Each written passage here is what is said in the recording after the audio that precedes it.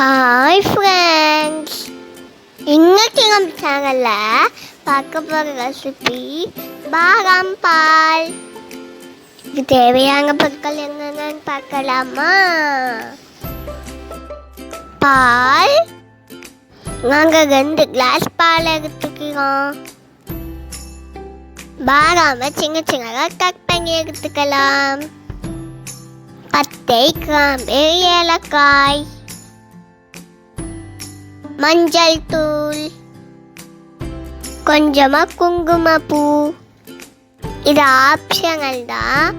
குங்குமப்பூ நம்ம உடம்புக்கு நல்லது. அப்புறம் நம்மளுக்கு தேவையான அளவு சீனி. வாங்க பாதாம் பால் எப்படி செய்யலாங்க பார்க்கலாமா? அடுப்பில் ஒரு பாத்திரத்தை வச்சு பாலை ஊற்றிக்கலாம். அதில் பட்டை, கிராம்பு, ஏலக்காய் போட்டுக்கலாம். இது 5 நிமிஷம் நல்லா கொதிக்கட்டும். அது நல்லா கொதிச்சதுக்கு பிறகு அதில் உள்ள பட்டை, கிராம்பு, ஏலக்காவை எடுத்துக்கலாம்.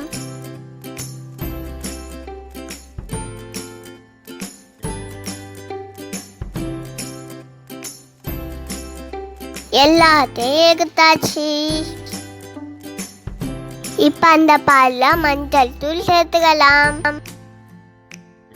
கட் பண்ணி வச்சுக்க பாதாம் பருப்பையும் சேர்த்துக்கலாம். குங்குமப்பூவையும் சேர்த்துக்கலாம்.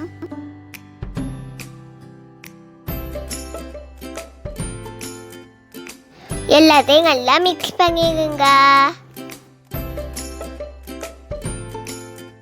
இது நல்லா ஒரு 5 நிமிஷம் கொதிக்கட்டும். ஃபைனலி சுகரையும் சேர்த்துக்கலாம். இப்போ நம்மளோட ரொம்பவே எம்மியான டேஸ்டியான ஹெல்த்தியான பாதாம் பால் ரெடி ஆகிடுச்சு. இதை நீங்கள் சூடாக பாதாம் பாலாவும் குடிக்கலாம்.